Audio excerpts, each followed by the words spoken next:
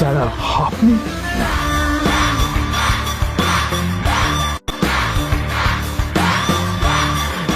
Extremely sorry sir. Sir sir আপনি একটা inform করেননি কেন আমাকে? আপনি আসবেন জানলে তো আমি নিজে রিসিভ করতে আসতাম আপনাকে। ঠিক আছে, আপনি ব্যস্ত হবেন না প্লিজ। জানোইনি কে? নিজের বসকে এভাবে একজন ভিখারিকে হাতে পায়ে ধরতে দেখে গার্ডটিও অবাক হয়ে গেল। আরে sir sorry sir, extremely sorry. আপনি আমার সঙ্গে আসবেন। সরি স্যার, সরি ভুল হয়ে গেছে স্যার। সালাম স্যার। নীল কি তবে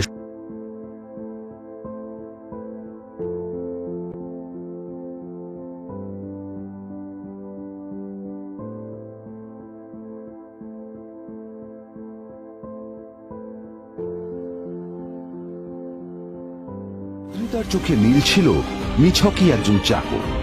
সে সারাদিন আদ্রিতার ভাই ফরমাস খেটেও ওকে সন্তুষ্ট করতে পারত না।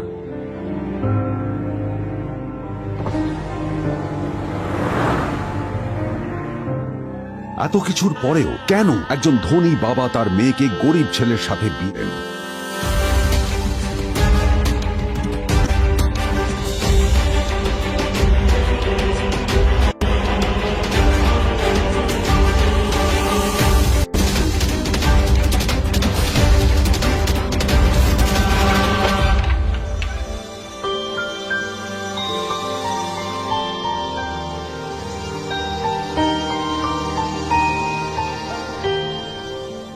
এবং তারপরে সেই মেয়েটি তার গরিব স্বামীর কাছ থেকে নতুন বছরে এমন একটা গিফট পেয়েছিল যে তার চক্ষু স্থির হওয়ার জোগাড় হয়েছিল।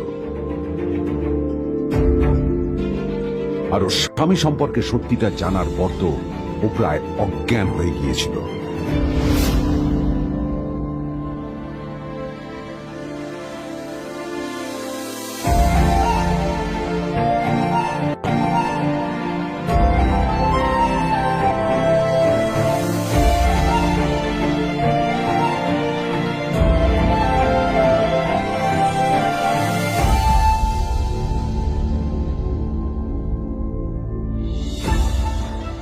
আমার বাবা সবচেয়ে বড় ভুল করেছে তোমার মতো একটা গরিব ছেলের সাথে আমার বিয়ে দিয়ে। আমার সব বন্ধুদের স্বামীরা ওদের কত দামি দামি গিফট দেয়, আর তুমি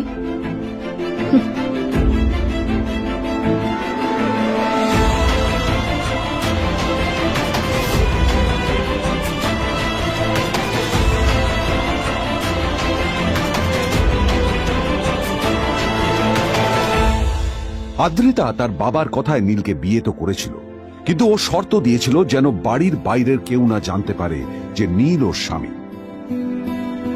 নীল ওই বাড়িতে ঘর জামাইয়ের মতো থাকলেও ও যেন ওখানে একজন চাকর ছিল।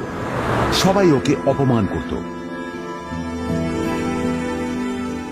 ওই বাড়িতে না ও ঠিক মতো খাবার পেত, আর না ওর কোনো আলাদা ঘর ছিল। কখনো কার্পেটের উপর ঘুমোতো, তো কখনো আবার পোষা কুকুরের ঘরের পাশে নীলকে ঘুমোতে হতো। হাত খরচ মেটাতে ও এক জায়গায় ওয়েটারের কাজও করত। আদ্রিতা তার বন্ধুদের বলেছিল যে আদ্রিতা বিদেশে বিয়ে করেছে আর তার স্বামী লন্ডনের একজন খুব বড় বিজনেসম্যান। কিন্তু যখন আদ্রিতার বন্ধুরা ওকে ওদের স্বামীদের দেওয়া দামি দামি গিফটগুলো দেখাতো, তখন লজ্জায় ওর ভিতরটা পুড়ে ছাই হয়ে যেত।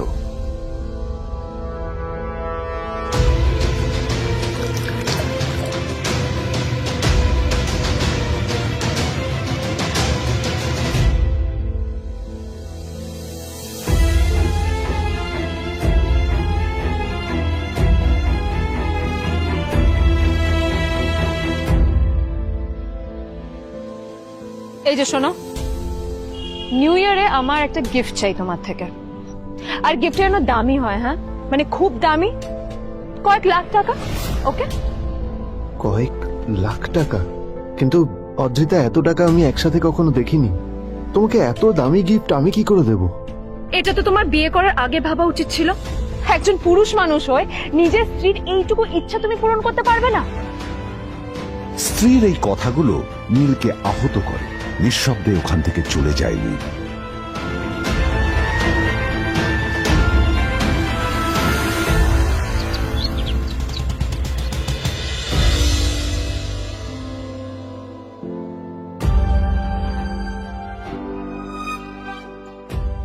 দুদিন পর নিউ ইয়ার পার্টির আগে নীল আদ্রিতার কাছে এসে একটা গিফট প্যাক দেয়।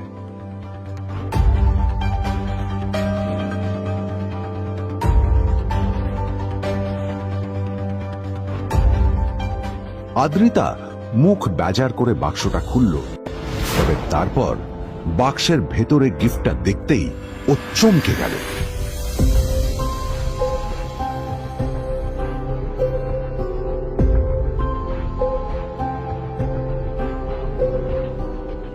এই এই ফোনটা মানে এটা তো একটা স্পেশাল এডিশন, এটার দাম তো 3 কোটি টাকা।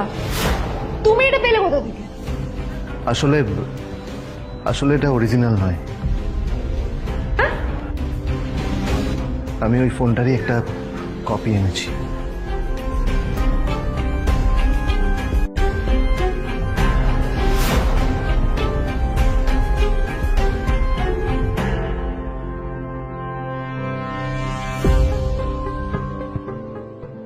কিন্তু আদ্রিতার নীলের কথা একটু সন্দেহ হয়, কারণ ফোনটা দেখে একেবারেই আসল বলেই মনে হচ্ছিল। পরের দিনই আদ্রিতা ওই কোম্পানির শোরুমে গেল। এই ফোনটা একটু দেখুন না প্লিজ। ওয়াও, আচ্ছা ম্যাম, আপনি কি মিস্টার রয় চৌধুরীর বন্ধু? কে মিস্টার রয় চৌধুরী? ও আপনি কি ওই রয় চৌধুরী গ্রুপ অফ ইন্ডাস্ট্রিজ এর মালিকের কথা বলছেন? হ্যাঁ। না না, আমি ওনাকে চিনি না। আমি কেন, আমার মনে হয় কেউই ওনাকে চেনে না। বড় বড় মানুষেরাই ওনা দেখা পান না। আমিও কোনোদিন ওনাকে দেখিনি, কিন্তু সাডেনলি আপনি এই প্রশ্নটা করলেন কেন? অ্যাকচুয়ালি ম্যাম, আপনার হাতের এই ফোনটা আসলে এটা ফোনের স্পেশাল এডিশন। এই কাটিং, এই ডিজাইন, এই লোগো, এটা জাল করা ইজ নেক্সট টু ইম্পসিবল। আর গোটা ভারতে বিক্রি হওয়া এই ফোনের সেকেন্ড পিস এটা, যেটা মিস্টার রয় চৌধুরী কিনেছিলেন। সেজন্য জিজ্ঞেস করছি ম্যাম, আপনি এই ফোনটা কোথা থেকে পেলেন? তবে কি নীলে মিস্টার রয় চৌধুরী, নাকি নীল এই ফোনটা চুরি করেছে? বেকার নীলের কাছে কোটি টাকার ফোন কোথা থেকে এলো? নীলের সত্যিটা তাহলে কি? আর ও যদি সত্যি বড় লোক হয়ে থাকে, তবে ও নিজের শ্বশুর বাড়িতে খরচামাই হয়েই বা থাকে কেন?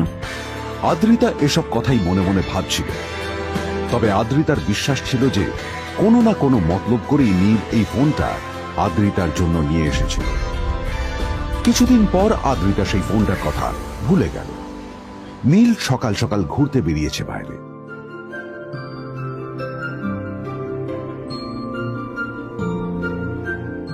কটা বাজে রে? আমার খুব লেট হয়ে গেছে বুঝলি। তোরা খেল, ঠিক আছে? তোরা খেল, আমি আসছি।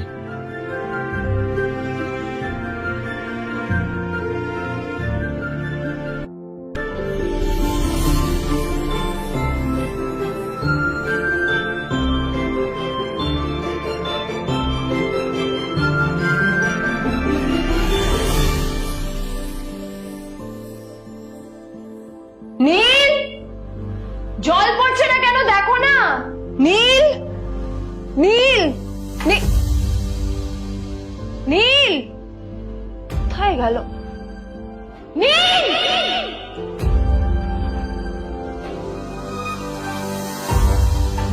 নীল, নীলকে ডাকছে কেন বলতো? ওইদিকে বাড়িতে আদ্রিতা আর চিত্রা আশ্চর্য হয়ে গেল যে নীল হঠাৎ কোথায় উধাও হয়ে গেল। মা তোমাকে কিছু বলে গেছে নীল? হ্যাঁ, কোথায় গেছে ও? না, আমি ওর কোনো খোঁজ খবর রাখি না। আমার একটা কথা মনে হচ্ছে, ওকে না এবার একটু শীতে করতে হবে। একটা কাজে যদি আসতো ছেলেটা, যখনই কোনো কাজের কথা বলি ভ্যানিশ হয়ে যায়। আমি ওকে বলেছিলাম R&B গোল্ডেন ডায়মন্ড থেকে আমার সেটটা নিয়ে আসতে, আনেনি। আনেনি। আজকেও ভালো করে অফিসে নিয়ে যাবো, ভ্যানিশ হয়ে গেল। কোথায় গেল কে জানে। আমার ভাগ্যে জুটেছে এরকম একটা ছেলে। দিদি, তুমি কেন বিয়েটা দিয়েছিলে আমাকে? এটা আবার কি বলছিস? আমার কি দোষ? দেখ, ওই অসভ্য ছেলেটার সাথে বিয়ে দিতে চাইনি। যা করেছে তোর বাবা করেছে, এটা আমার কোনো দোষ। তখনই হঠাৎ নীল সেখানে এসে উপস্থিত হলো, কিন্তু ও দুজনকে উপেক্ষা করে ভিতরে চলে যাওয়াই শ্রেয় মনে ও, করল। এই যে লাট সাহেব ফিরলেন রাজকার্য করে। এদিকে এসো, তোমার ফাঁকিবাজির আলোচনাই এখানে চলছে। মা এসো। প্লিজ থাক, মা থাক, ভাল লাগছে না। এমনিতেই অফিসের জন্য আমার লেট হয়ে যাচ্ছে, আর বিজন আমার ওয়েটও করছে। বিজনের নাম শুনে নীলের মুখটা ফ্যাকাশে হয়ে গেল। আদ্রিতা নীলকে উপেক্ষা করেই বলল, আরে যে এই ছেলেটার মতো আর একটা ফাঁকি বাজনা তুমি পাবে না। তুমি কেন দাঁড়িয়ে আছো? এই যে শোনো শোনো শোনো শোনো, দাঁড়িয়ে আছো কেন? তোমাকে আমি বলেছিলাম আর.এন. গোল্ড ডায়মন্ডস তোমার সেটটা তুলেছো, তোলোনি তো। এইটা চাই না আমার। তুমি আমার সাথে অফিসে যাবে, ফেরার পথে তুমি সেটটা নিয়ে আসবে। তোমার জন্য সবসময় লেট হবে, তোমার জন্য বিরক্ত লাগে। আর ব্যাগটা নিয়ে ওর পেছন পেছন কোথায় যাচ্ছ? যা দিয়ে ওখানে রেখে এসো। নীল চিত্রার সাথে মাঝে মাঝে ঝগড়া করলেও তার স্ত্রী আদ্রিতার সাথে ও কখনো ঝগড়া করত না। সত্য সব অপদার্থ।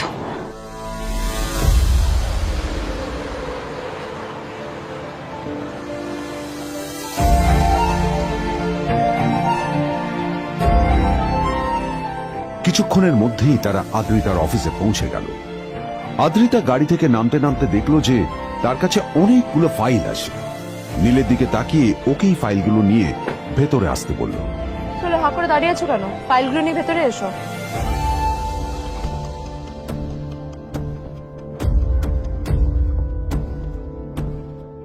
আদ্রিতা যখন ওর ক্যাবিনে পৌঁছলো তখন দেখলো সেখানে আগে থেকেই ওর বন্ধু এবং বিজনেস পার্টনার বিজন বসে ওর জন্য অপেক্ষা করছে।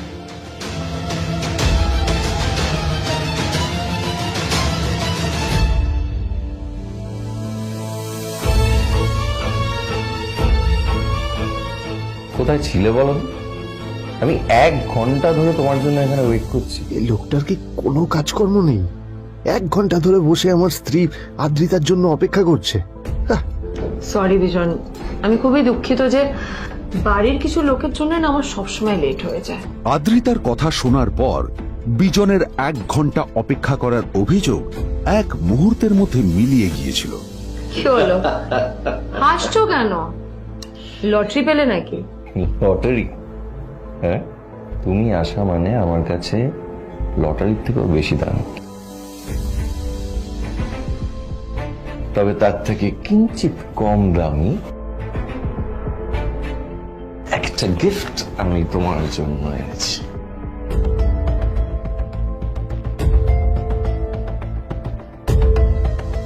This is a rare diamond necklace for you. এটা আমার জন্য? সত্যি? এই শহরে এটা খুঁজে পাওয়া খুব বিরল। Just like you. Like it? Thank you. You're welcome. Thank you for the gift. আসি তাহলে এখন।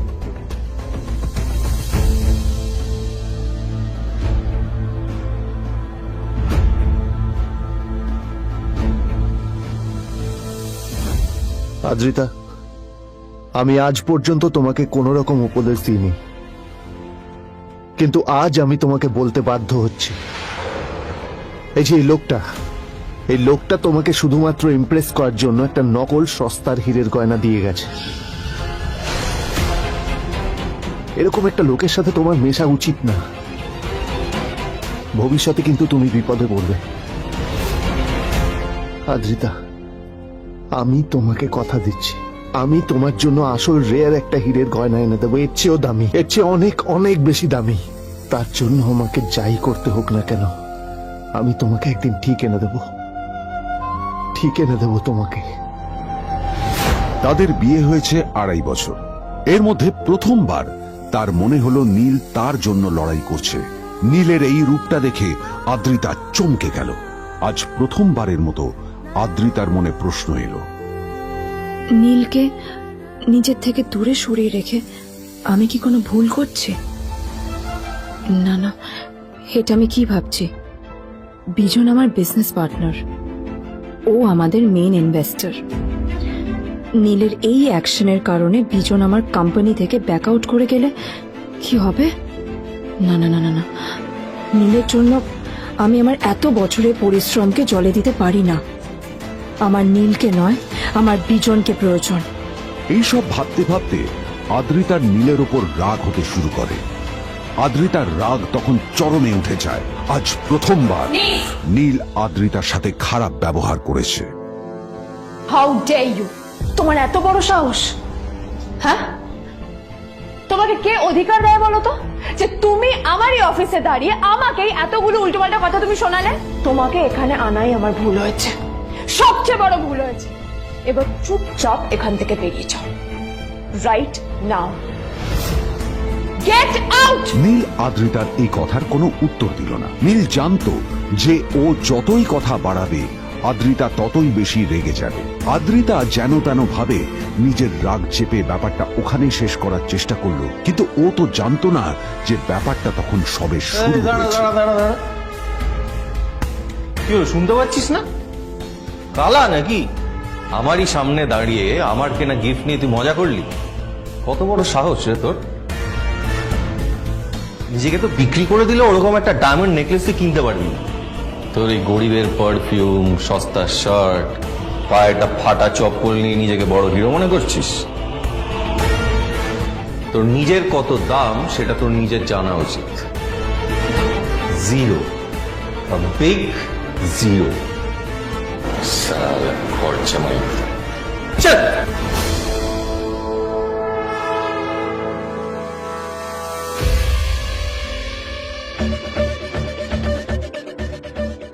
নীল তখনও ঝামেলা করার মেজাজ ছিল না, কিন্তু যখন কেউ অন্যের নীরবতা সুযোগ নিতে শুরু করে তখন কথা বলাটা প্রয়োজন।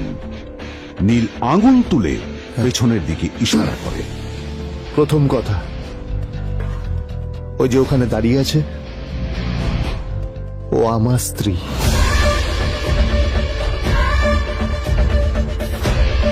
তাই আমার স্ত্রীকে তোমার নেকলেস দেওয়ার কোনো অধিকার নেই। ওকে যদি নেকলেস দিতে হয় তাহলে আমি দেব। তাই এসব ফ্রডগিরি বন্ধ করো। আর দ্বিতীয় কথা, যার পকেটে পয়সা নেই ঝনঝন আওয়াজ করা তার মানায় না।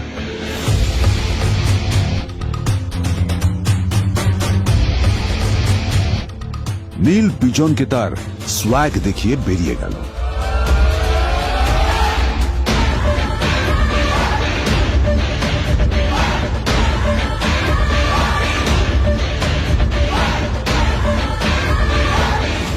আদ্রিতার রাগে গজগজ করছিল। ওর জ্বলন্ত চোখের সামনে শুধু নীলের মুখটা ভেসে উঠছিল। ও যতই নীলের কথা ভাবছিল ততই ওর রাগ বেড়ে যাচ্ছিল।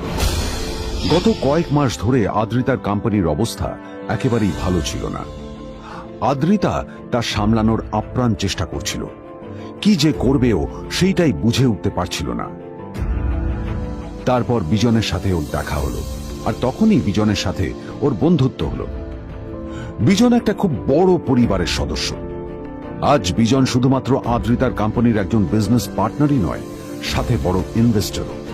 আর শুধুমাত্র বিজনের কারণেই আদ্রিতার কোম্পানি এখনো চলছে। এই কোম্পানির সমস্ত লস বিজনই বহন করে এবং আদ্রিতারও ওকে তাই খুব প্রয়োজন। বিজনের সাথে বন্ধুত্ব করা আদ্রিতার পক্ষে সহজ কাজ ছিল না। অনেক কাঠখড় পুড়িয়ে আদ্রিতা ওর কাছাকাছি এসেছিল। সবকিছু ঠিকঠাকই চলছিল, সবকিছুই আদ্রিতার প্ল্যান অনুযায়ী হচ্ছিল, কিন্তু নীল আজ এসে সবকিছু নষ্ট করে দিল।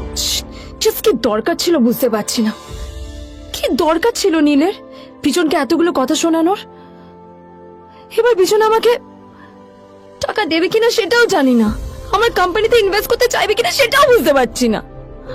কি করব?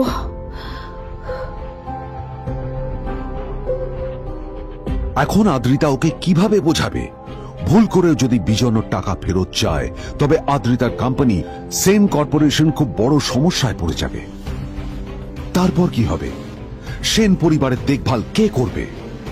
এইসব ভাবতে ভাবতে আদ্রিতা নিজের উপরেও রেগে গেল। আসলে দোষটা ওর নিজেরই। আদ্রিতা কেন নীলকে ওদের মাঝে আনতে গেল? নীলকে অফিসে নিয়ে আসারই বা কি দরকার ছিল? আর যদি সে নীলকে সাথে করে না আনতো তাহলে বিজন এখন ওর সাথেই বসে থাকতো।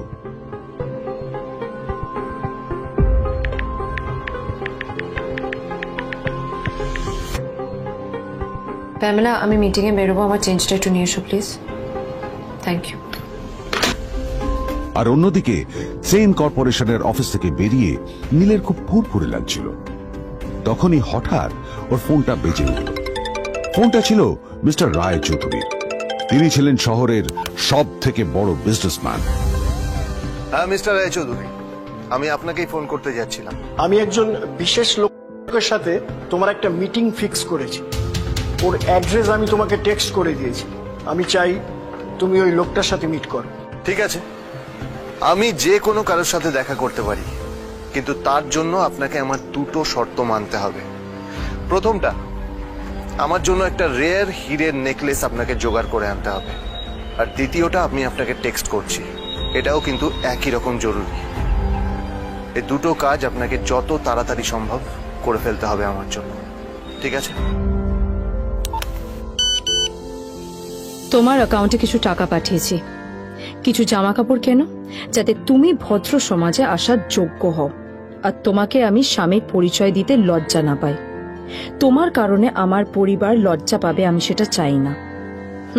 যখনই দেখি তখনই তুমি ভিখিরির মতো ছেঁড়া ফাটা জামা কাপড় পরে থাকো।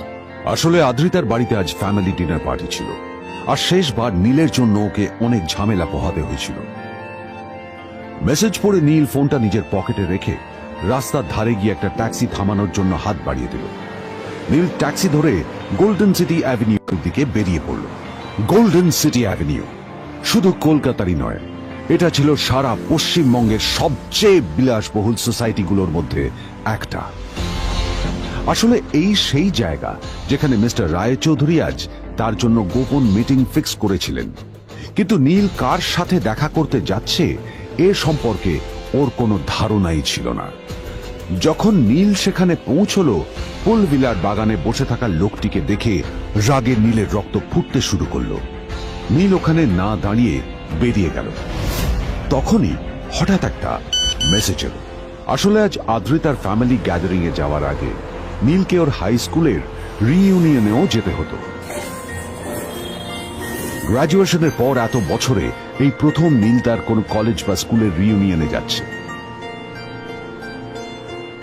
এতগুলো বছরে নীল তার কোনো বন্ধুর সাথেই দেখা করেনি। নীলের তার পুরনো সহপাঠীদের কথা মনে পড়তে লাগলো, যাদের সাথে ও স্কুলে মজা করত। আজ আবার ওদের সকলের সাথে নীলের দেখা হবে।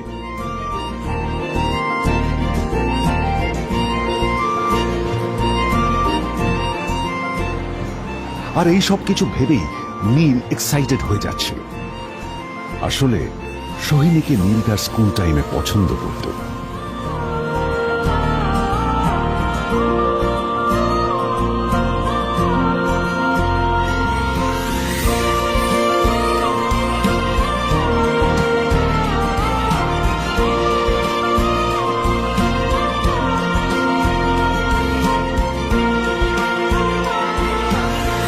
অন্যদিকে সেম কর্পোরেশনে ইনভেস্টরদের সঙ্গে আদ্রিতার মিটিং একেবারেই ভালো যায়নি। তাকে দেখে বেশ গম্ভীর মনে হচ্ছিল।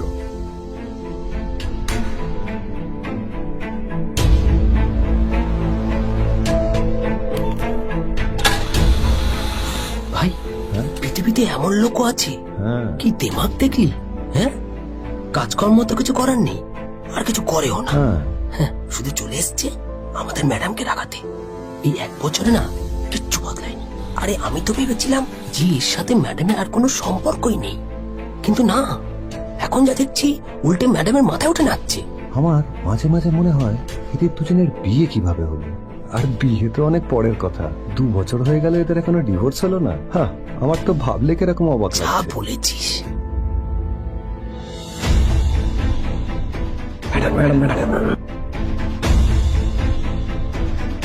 অফিসে চলতে থাকা এইসব কথা শুনে আদ্রিতার আরো রাগ হলো। আদ্রিতা ক্যাবিনে যাওয়ার পরে রাগকে নিয়ন্ত্রণ করা ওর পক্ষে আরো কঠিন হয়ে গেল। ও তখন বুঝতেই পারছিল না যে ওর রাগ কিভাবে নিয়ন্ত্রণ করবে। আদ্রিতা এটাও ভাবছিল যে নীলের জন্য ওকে আর কত অপমানিত হতে হবে। এসব ভাবতে ভাবতেই আদ্রিতার চোখ গেল ওর বাবার ছবিটার দিকে।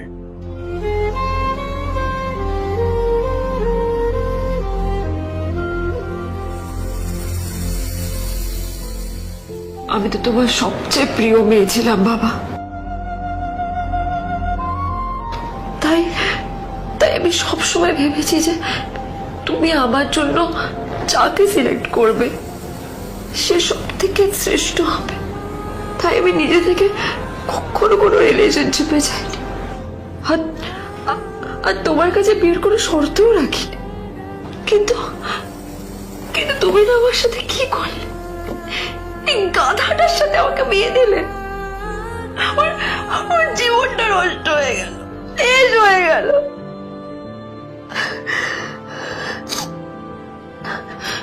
আমি যদি একটু জানতাম যে ও ও কিছু করে না, ঘর চাপাই হয়ে থাকবে, এসব কাজকর্ম করে, তাহলে আমি কোনোদিনই বিয়েতে রাজি হতাম না বাবা, কোনোদিন না, কোনোদিন।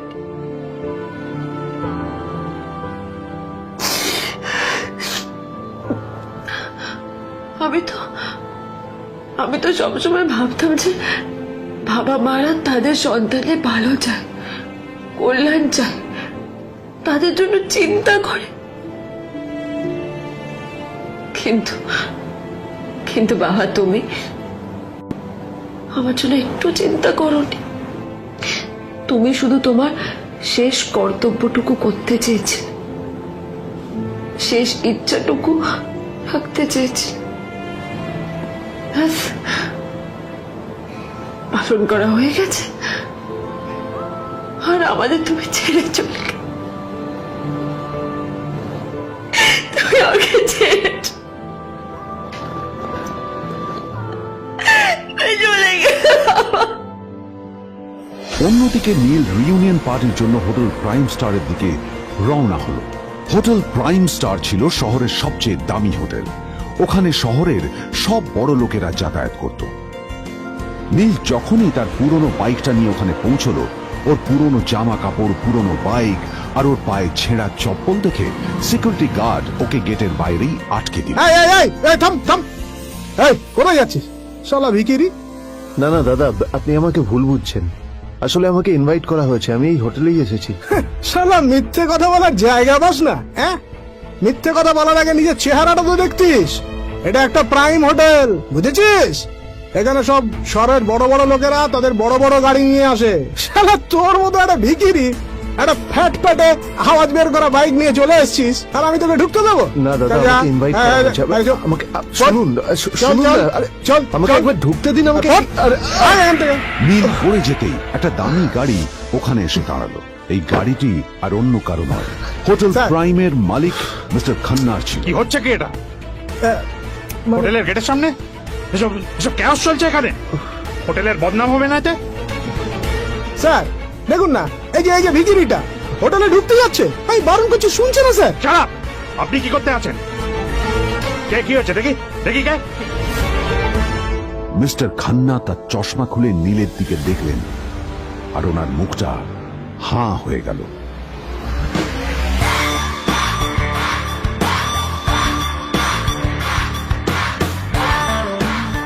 নীল স্যার, আপনি?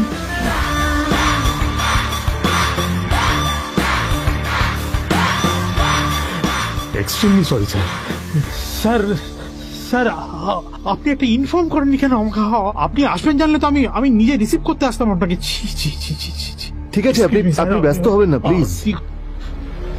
জানোইনি কে?